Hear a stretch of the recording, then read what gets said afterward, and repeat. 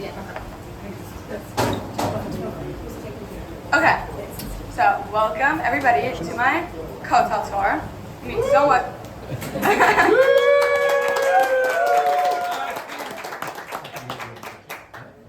It means so much to me that you all can make it here. And let's begin.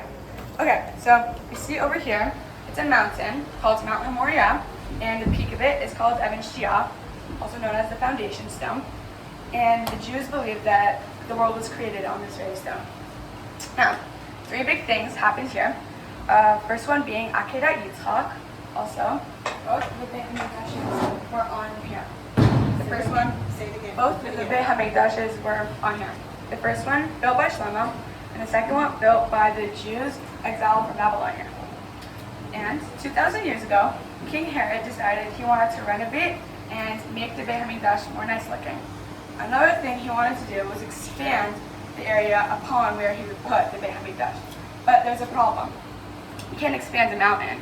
And if you see over here, the north is really high and the south is really low.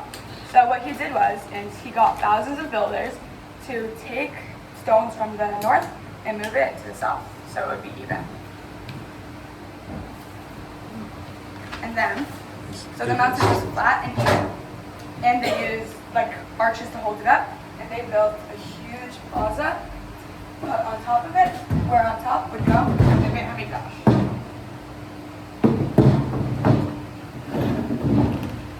And there were 4 big walls to hold it up, including the Kotel. And sadly, 2,000 years ago, on the 9th of Av, soon after the renovation of the Beit HaMikdash, the Romans destroyed it. But the 4 walls still stayed, as did the Kotel. Until the Muslims conquered Yerushalayim and built the Dome of the Rock on the very same spot of the Beit HaMikdash. And more specific, it tells us exactly where the Kodesh HaKodeshim would be, right in the center. Now, let's take a look at the Kotel Hamaravi. It's 1,600 feet long, but the one that we see outside is only 480. So what happened to the rest of it? Well, as Jerusalem was conquered many times, they kept on rebuilding and destroying and rebuilding, and when the Mamluks came, they built a valley at the tip of the Kotel, at the foot of it, and even built houses against the Kotel, and hid most of it. And the only exposed part, you see over here, is the part that we know outside. And in order to reveal the rest of the Kotel, you need to walk through the arches and go under the houses. And that's what we're going to do today. But before we go, I have a question. There are 3 other walls, and they are much bigger. So why don't we dominate them? We'll come back to that. So let's go travel back in history.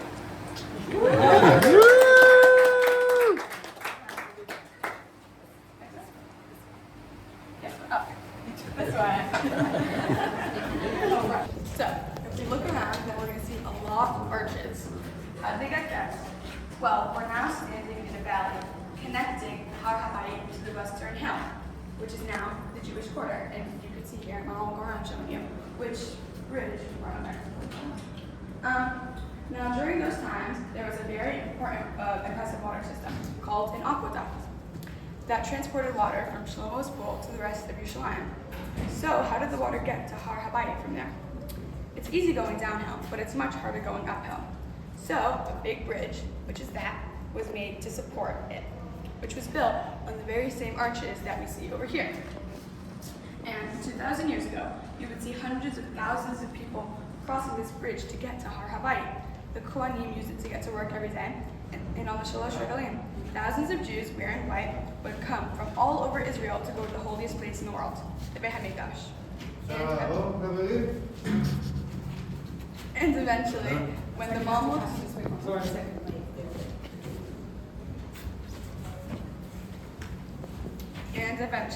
Mamluks built a valley near the bridge of the Kotel, it starts to gradually disappear from the view. But now, let's move a little closer to the Kotel Hamaravi. Next. This is the bridge. Yeah, this is the bridge, this is the arch that we're at, under. Why do use your laser? Oh. Right there. Okay, onward. Fight. Okay, so guys, this is actually the other side of the Kotel Hammurabi. And if we continue walking south, then we'll make it to the davening area that we all know as the Kotel. And if you look, you can see so many different types of stones. So how can we identify them from such a long time ago? It's easy. All we need to do is look at these patterns. They kind of look like frames, right? Well, it also helps us see where it starts and finishes. So I'll take 2 volunteers and try to find the frame of this one. Try to find the end or the beginning. And I'll get it. Yeah. And then Eliora. You can try to find the beginning, like the opposite of where the keyboard is. Okay. Thanks. Okay, so you guys can peek over and see where Kiva is. Yeah, it's here. Go down. Can I go to the other one? Yeah. Here. So this, okay, thank you, Akiva and Eliora. You have to go back now. One stone. Well done. Okay, so this stone is actually 42 feet long and 9 feet high, and it's the largest construction stone in Israel. And when the Romans destroyed the Beit HaMikdash, they wanted to ruin all Jewish life. So they tried destroying these stones, and they did by pushing this off. But this one was too big. So they broke off the top, as you can see if you look, it's like concrete and like stones. And I want some guesses. Guess how much it weighs. And 4 tons. Rachel? 12 tons. Anybody else? 100. Okay. Well, it actually weighs 600 tons. No way. It's Crazy. How many people did it take to move it? Question. Okay, it's equivalent to the weight of 200 adult male elephants. Elephants. So, how did they bring it here? It's a good question. Well, African elephant. Okay. Yerushalayim teaches us the trait of modesty and how we don't know everything. But there are some theories, like how it was dragged down from the north, but we'll look back into the theory later. Let's now move closer to the holiest place in the world for the Jewish people. AKA, let's not really move because that group is still trying to move.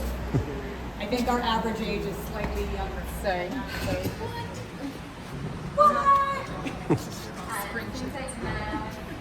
Yeah, I guess we Okay, so we'll walk slowly. You guys can this is the Kotel, so. Yeah, how did they move it? Tiffy, people really want to know how they moved it. Do you really not know? So, but there are some theories, like there's a chance it may have come from a quarry which was on a higher surface. So it's more of a matter of bringing it down rather than having to bring it up. Otherwise, there's a chance there may have been a stone here and they just had to carve it out. And the alien theories, is that true? That's always alien theory. Back.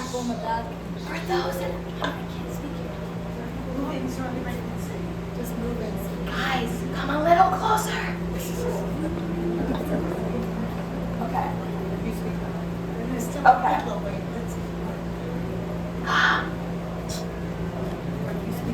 Okay. I asked at the beginning of the tour why we daven at the Western Wall. Slower, please.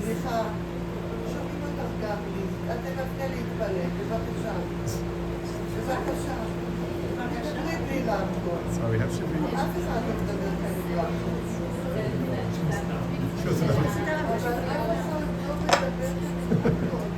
Eretz Yisrael.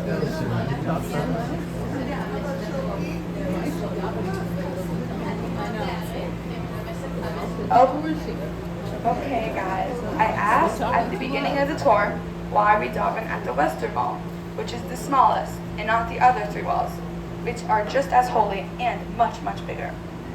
The answer is, drumroll please, because the Western Wall is directly across from the area where the Kodesh HaKodashim used to be. Ah.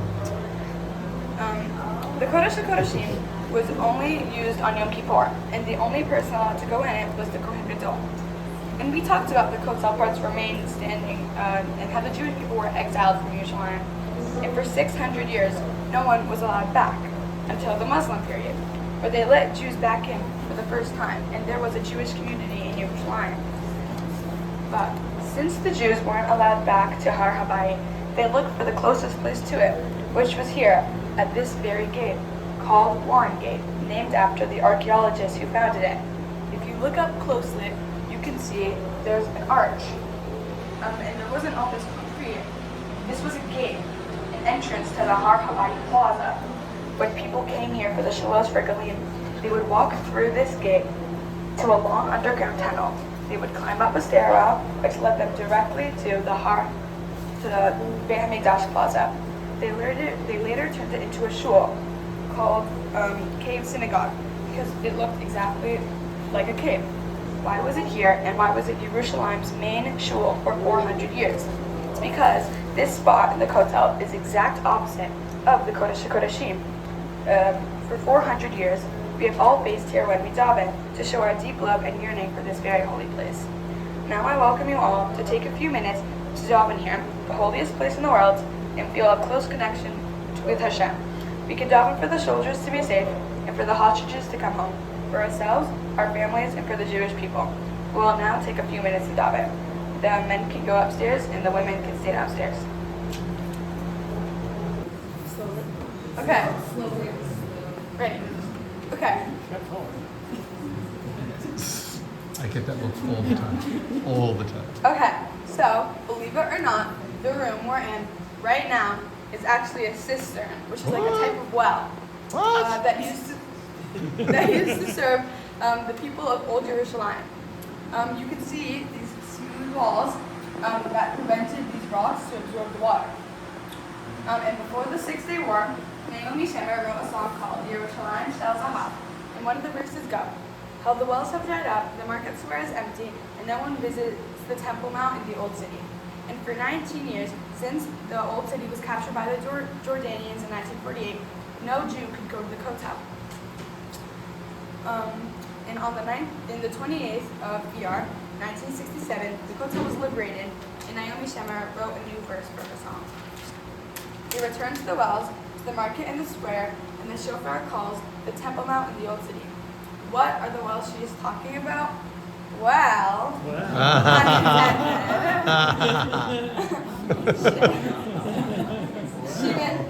she meant this type of well, the cisterns underneath the houses in the Old City. The same houses built next to and covering the Kotel. She wrote about the empty wells to symbolize an empty Yerushalayim, a Yerushalayim with no Jews. Yerushalayim Shel Zahav is one of the most greatest expressions of Jews yearning for the Kodesh HaKodashim. We will now move on to the market square she was just talking about. On the way, we will see the rocks that fell from the top of the Kotel when the Romans destroyed the second Beit HaMikdash. At the first few rows of the Kotel is still hidden in the ground. And we will have I think you would watch it. We sang this song. My mom.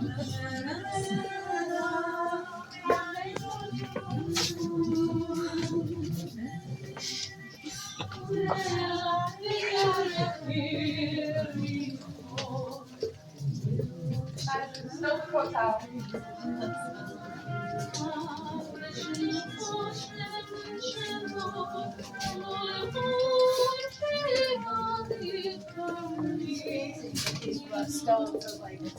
It's really long. It's really long.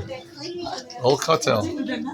I think when I was here last time, Yeah, I know. I think they've like excavated more. this is It like, wasn't. it's already so much bigger than the last time. I was here probably 10 years, 15 years ago.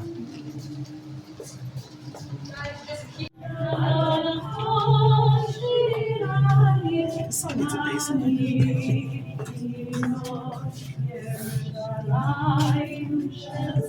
Whole Kotel.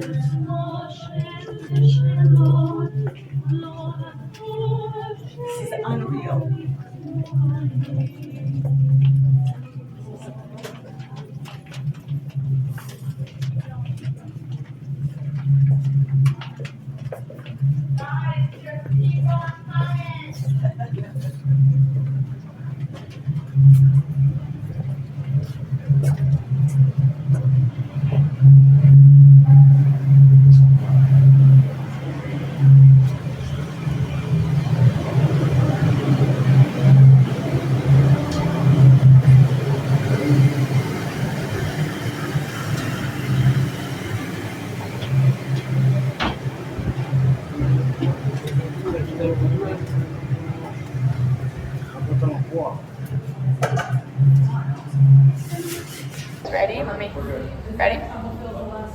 Ready. Okay? Okay. So guys, I have a very important question. I'd like you to look at your shoes. Huh? What? What? What? What? Why? Why? Because we're standing on the very same street from the second Beit HaMikdash times. This is the main street of Yerushalayim, the same street that the Kohanim and Levi'im and all of the Jewish people would walk on. And now we're here too, walking on the very same stones 2,000 years later. Imagine that between these two pillars over here, there was a shop that may have sold animals, spices, or korbanot, or maybe even souvenirs. Jews came from all over Israel during the Shalosh Regalim, and it was easier for them to buy everything they needed than for them to schlep it.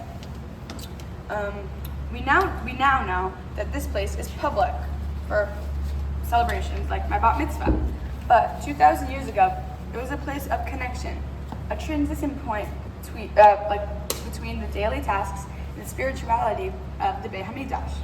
It was a place where people went shopping, but also prepared to enter the Beit HaMikdash. We are near the end of our tour, but I hope you can feel the holiness of this place even 2,000 years later. We are now going to watch a short movie about how the stones of the Kotel were created. Walk this way. I need like no room up there. You guys are free to stay. I think this, as long as Yes, Abigail, you guys wait till the notice. So guys, keep going up just so that Yeah. everyone can find a spot. There's a screen here and a screen here. There's room for everybody. For you guys to see.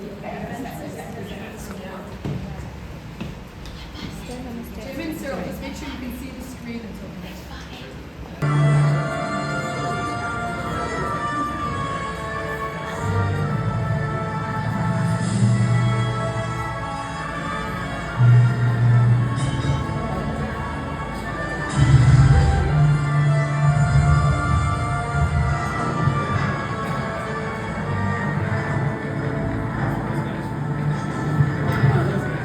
chiseled, 4 dies.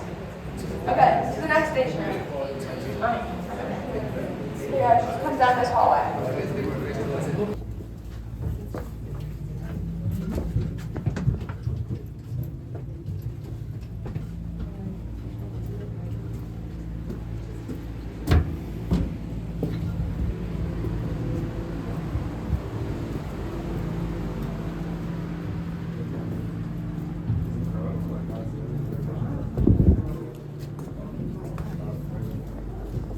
Okay, so somebody at the beginning had a very good question. Who was that? Can you repeat the question? Lushka, what was the question? Why is there still water here?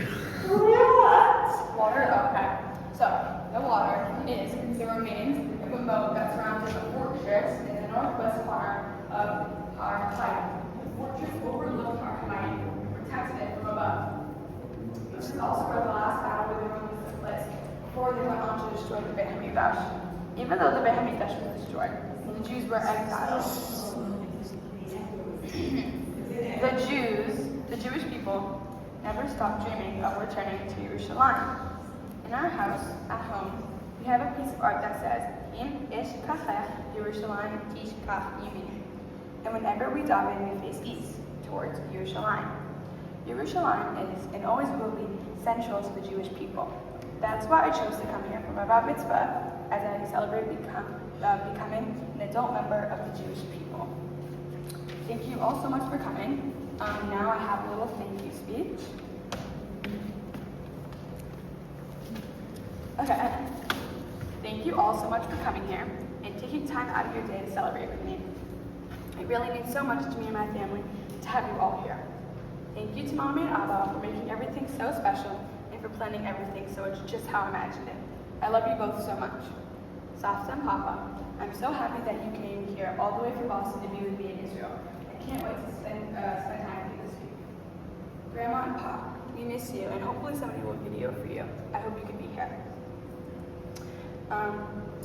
Okay. Coming to Israel has taught me so much, not only about my history, but about becoming a bat mitzvah girl, and what it means to become part of the Jewish people. I've learned the responsibilities and mitzvah, but also comes with challenges that I'm willing to take on. Especially in a hard time like this, we need to show that we are proud of who we are and never be ashamed to be a Jew. Also, coming here for technically my first time has made me love Israel so much. It was very special learning about the Kotel and the Old City as part of my Bat Mitzvah tour. I loved davening at the Kotel and feeling close to Hashem. It was also fun laying on Tel Aviv beach getting a nice tan. I feel very lucky that I was able to take this trip before my Bat Mitzvah celebration in Boston. Thank you again so much for coming. I hope you enjoy the rest of your day.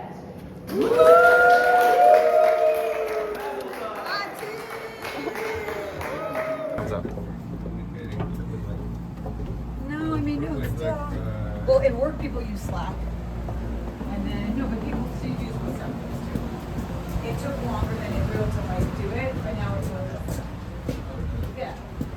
Like